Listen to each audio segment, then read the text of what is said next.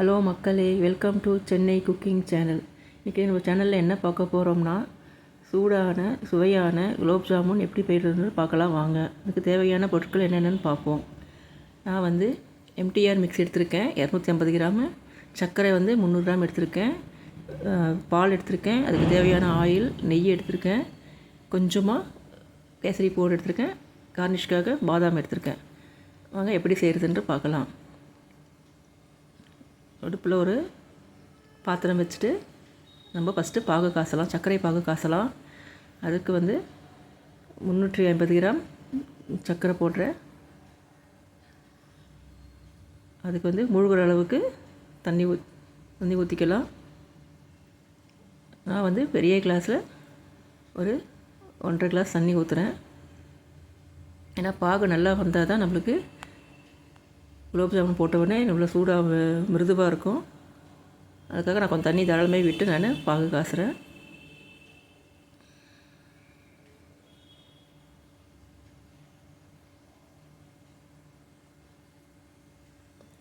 கலந்துட்டு கொஞ்சமாக சிம்மில் வச்சுட்டு அது கொதிக்க விடுங்க. இப்போ நம்ம குலோப் ஜாமுக்கு மாவு எப்படி பிசைறதுன்னு பார்க்கலாம். நான் வந்து கொஞ்சம் சில்லான பால் எடுத்திருக்கேன். அதை வந்து போட்டு கொஞ்சம் கொஞ்சமாக பால் ஊற்றி நம்ம பிசையணும். ரொம்ப ஹார்டாக பிசையக்கூடாது, கொஞ்சம் சாஃப்டாக பிசையணும். எடுத்தவுடனே அள்ளி பால் ஊற்றக்கூடாது, கொஞ்சம் கொஞ்சமாக பால் ஊற்றி நம்ம பிசையணும்.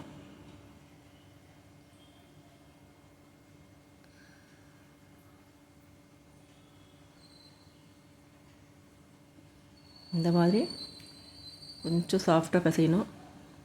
ரொம்ப ஹார்டாக பிசைஞ்சிங்கன்னா மாவு உள்ளே வேகாது. கொஞ்சம் சாஃப்டாக பிசைஞ்சிக்கினா நல்லாயிருக்கும். மாவு பிசைஞ்சு ஒரு 10 நிமிஷம் ஊற வச்சுக்கலாம். நான் வந்து ஜீராக்காக கொஞ்சோண்டு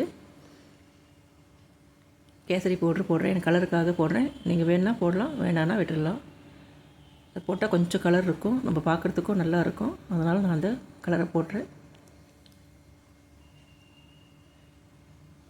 இன்னும் கொஞ்சம் ஜீரா கொதிக்கணும்.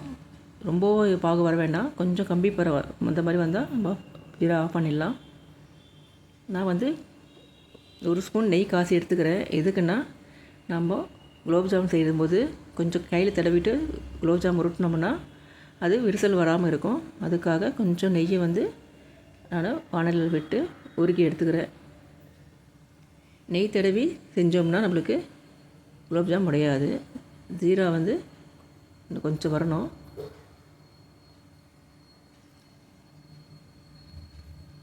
இப்போ வந்து நம்ம பிசைஞ்சிருக்க மாவு எடுத்துக்கலாம். பாருங்கள் எப்படி இருக்குது பாருங்கள், சாஃப்டாக இருக்குது பாருங்கள். ஒரு 10 நிமிஷம் ஊறினா போகிறோம், ரொம்ப நேரம் ஊற வேண்டாம். அப்போ தான் உங்களுக்கு மிருதுவாக இருக்கும். இப்போ நம்ம கையில் அந்த எடுத்து வச்சுருந்த நெய்யை எடுத்து தடவிக்கிட்டு சின்ன சின்ன உருண்டைகளாக பண்ணிக்கலாம். உங்களுக்கு என்ன சைஸ் வேணுமோ அது மாதிரி பண்ணிக்கலாம். நம்ம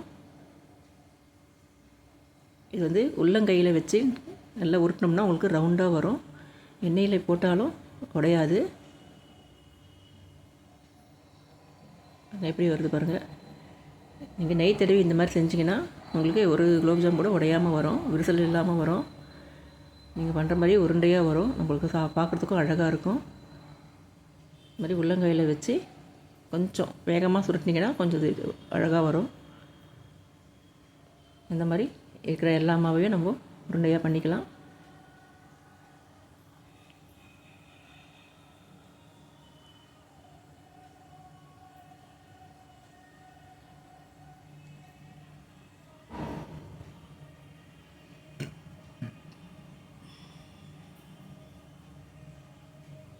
இந்த மாதிரி உருண்டையாக பண்ணிக்கிட்டு நம்ம எல்லாம் உருண்டையாக பண்ணியாச்சு. இப்போது ஜீராவும் கொதிச்சிட்ருக்கு.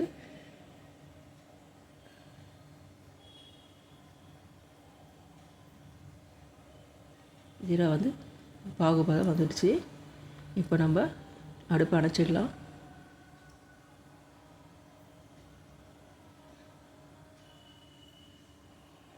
கொஞ்சம் தண்ணியாக இருந்தால் நம்மளுக்கு குலோப் ஜாமுன் நல்லா இருக்காது. கொஞ்சம் திக்னஸாக இருந்தால் தான் நமக்கு குலோப் ஜாமுன் நல்லா ஊற நல்லா டேஸ்ட்டு கிடைக்கும். இப்போது அடுப்பில் வானல்ல வச்சுக்கிட்டு அதை கொஞ்சம் நெய் சேர்த்துக்கலாம். நம்ம நெய் சேர்த்து ஆயிலில் பொரித்தோம்னா குலோப்ஜாம் வந்து சாஃப்டாக இருக்கும். அதனால் நான் வந்து கொஞ்சமாக நெய் போட்டுக்கிறேன் அதில். சில பேர் வெறும் ஆயிலே பொரிப்பாங்க, சில பேர் நெய்யிலையும் பொரிப்பாங்க. நான் வந்து ரெண்டும் கலந்து பொரித்தா நல்லாயிருக்கும். 1 கப்பு வந்து கோல்டு வினர் ஆயில் எடுத்திருக்கேன்.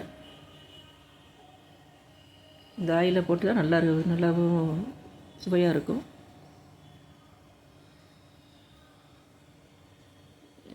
இப்போ வந்து எண்ணெய் ரொம்பவும் காயக்கூடாது. மிதமாக காஞ்ச உடனே மிதமான அடுப்பில் தீயில் வச்சுட்டு நம்ம குலோப்ஜாம் போட்டு எடுத்துக்கலாம்.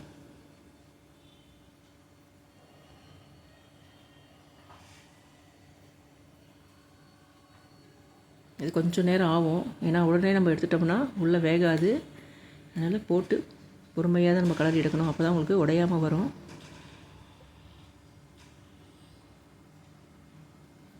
நல்லா கொதிச்சுட்டு நல்லா வெந்துக்கிட்டு இருக்குது. நம்ம ஆரம்பத்தில் எடுத்துட்டோம்னா வெளியில் கலராக இருக்கும், உள்ளே வந்து மாவு வேகாது. எப்படி வருது பாருங்கள், ஒன்று கூட உடையாமல் வருது பாருங்கள். நம்ம நெய் வச்சு கையில் உருட்டி போட்டோம்னா உங்களுக்கு எதுவுமே உடையாது, விரிசலும் வராது, பார்க்குறதுக்கும் நல்லாயிருக்கும்.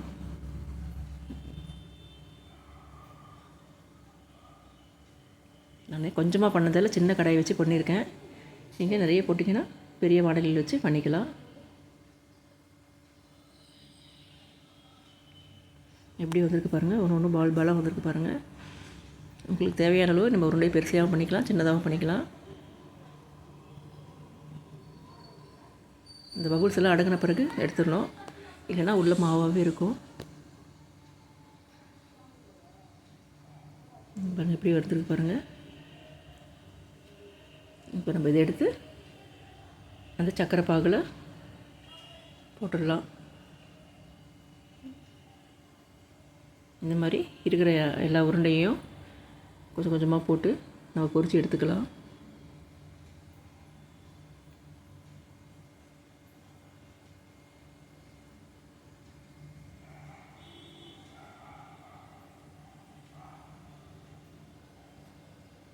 பாருங்கள் போட்டோன்னே எப்படி இருக்குது பாருங்கள். நம்ம பால் விட்டு பிசைகிறதாலையும் நெய் போட்டு பிசைகிறதாலையும் நம்மளுக்கு உடனே ஊறிடும். நம்ம ஒரு 2-3 ஹவர்ஸ்லேயே நம்ம சாப்பிட்ற மாதிரி ஊறிடும். இது பாருங்கள் எப்படி வந்திருக்கு பாருங்கள். போட்டு கொஞ்சம் நேரத்தில் எப்படி ஆயிடுச்சு பாருங்கள்.